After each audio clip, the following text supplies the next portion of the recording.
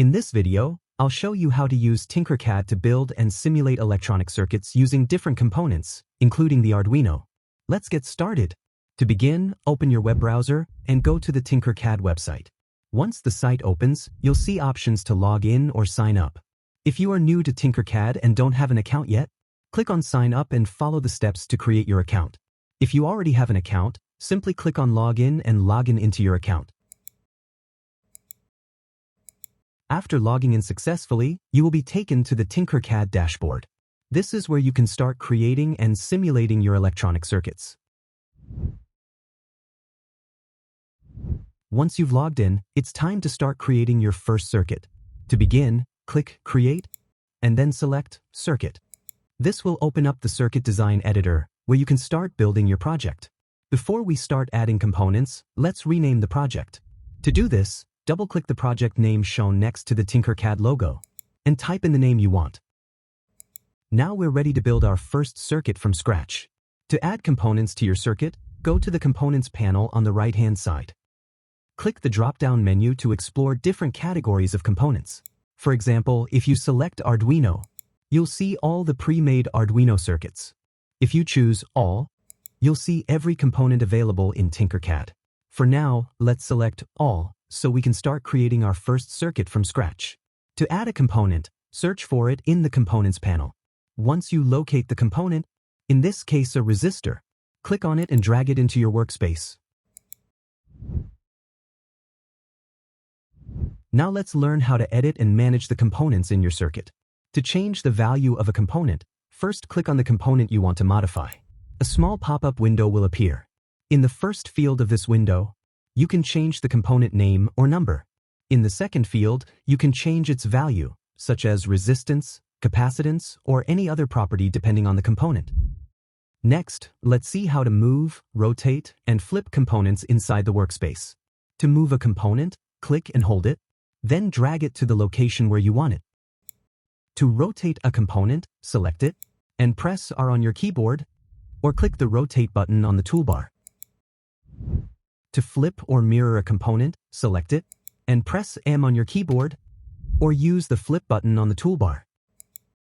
Now let's learn how to duplicate and delete components. To duplicate a component, select it, and press Ctrl-C to copy, then Ctrl-V to paste it. You can also use the Copy and Paste button from the toolbar if you prefer. To delete a component, select it, and press the Delete key on your keyboard, or click the Delete button on the toolbar. If you want to know the pin details of a component, simply hover your mouse over the pin. Tinkercad will show the pin name or polarity so you can connect it correctly. If you want to move several components at once, hold down the Shift key and click on each component you want to select. Once all the components are selected, click and hold the left mouse button, then drag them to the new position.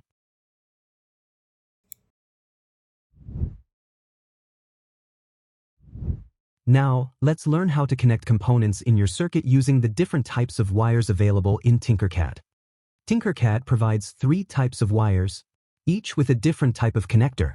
To choose a wire, click on the Wire Type drop-down menu. If you select Normal, you'll get plain wires without connectors. If you select Hookup, you'll get jumper wires, which are commonly used on breadboards. If you select Alligator, you'll get alligator clip wires, which are useful for temporary or quick testing connections. You can also change the color of your wire to keep your circuit neat and easy to understand. Just click on the Color drop-down menu and choose the color you prefer. Now let's see how to connect components in your circuit. First, choose the wire type and the color you want to use. Next, click on the pin where you want the wire to start. Then click on the pin where you want the wire to end. Sometimes the wire may not look neat. To make your circuit cleaner and better organized, you can manually adjust the wire path. Here's how. Click on the starting pin.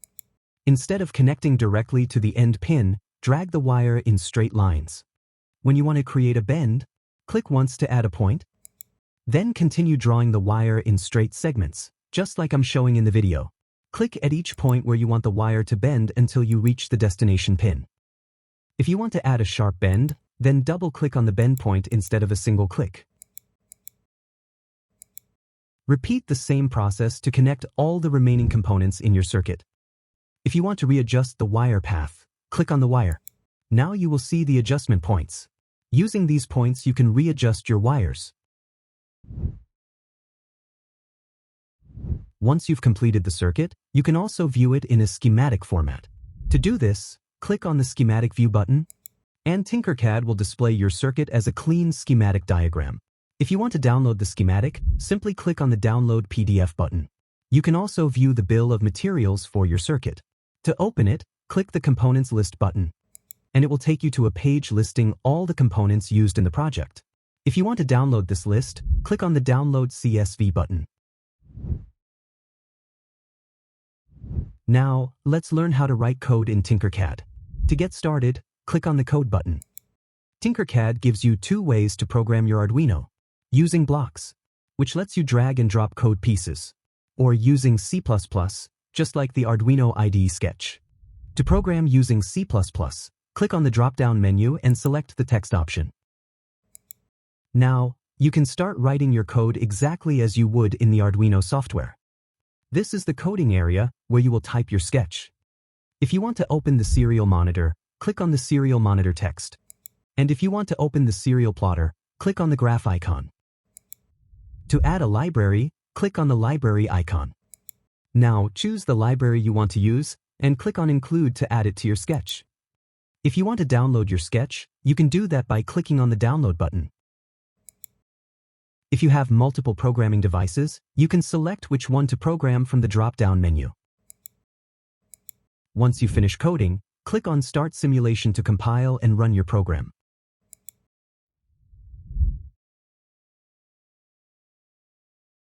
And to stop the simulation, click on the Stop Simulation button.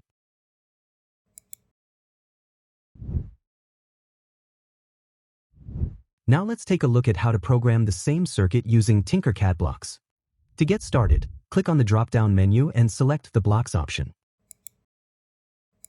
A pop-up will appear, just click Continue. This will open the Blocks editor. On the left side, you'll see all the available blocks. And on the right side, you have your workspace where you can drag and arrange them.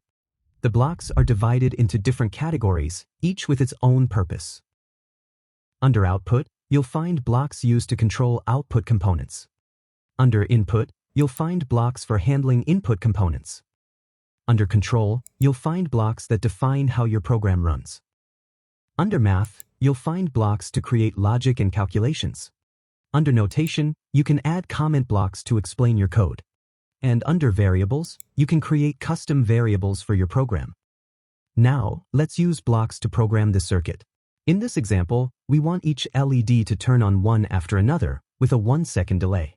First, let's clear any existing blocks so we can start fresh. To do that, select the block and drag it into the trash icon. Similarly, remove all the remaining blocks. Next, we need to add the setup and loop functions. Go to the Control category. Drag and drop the OnStart block into the workspace. This works like the setup function we see in the typical Arduino sketch. Then add the Forever block. This works like the loop function. Since we want to control LEDs, we need an output block. So, go to the Output category. From the list, drag the second block into the Forever block.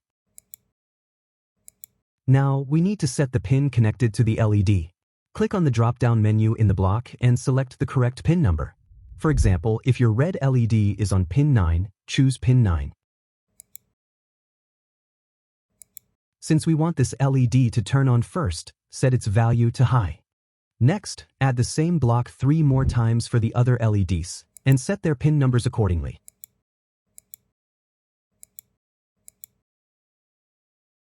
Now change their values to low. At this point, only the red LED will turn on, and the other LEDs will remain off. Now, we need to add a 1-second delay. Go to the Control category and drag the Wait block into the sequence. You can adjust the delay time using these input fields. Now the red LED is programmed. Next, we'll do the same for the other LEDs. Instead of creating everything again, we can simply copy the existing blocks. To do that, right-click on the starting block you want to copy, then click Duplicate, and place it below the first weight block. Now, change the red LED to low and set the blue LED to high. This means only the blue LED will turn on, while the others stay off for 1 second. Repeat the same process for the remaining LEDs.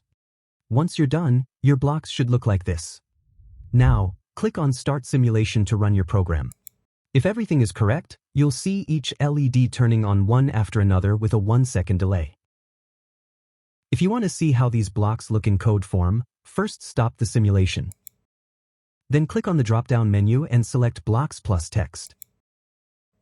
This will show both the block view and the code view. This option is very helpful if you want to understand how blocks translate into actual code. For example, if you add an output block to turn on the built-in LED under OnStart, you'll see the code update instantly on the text side. If you want to explore more, you can try the pre-built circuits available in Tinkercad. To do that, close the code window by clicking on the Code button. Then go to the Components drop-down and select Arduino. Here, you'll find several ready-made examples. For example, you can open an LCD example to learn how it is connected and programmed. If you want to know each block in detail, please leave a comment. I will make a separate video explaining all the blocks. And finally, let's see how to export your circuit. Click on the Send To button. You'll now see 4 different export options.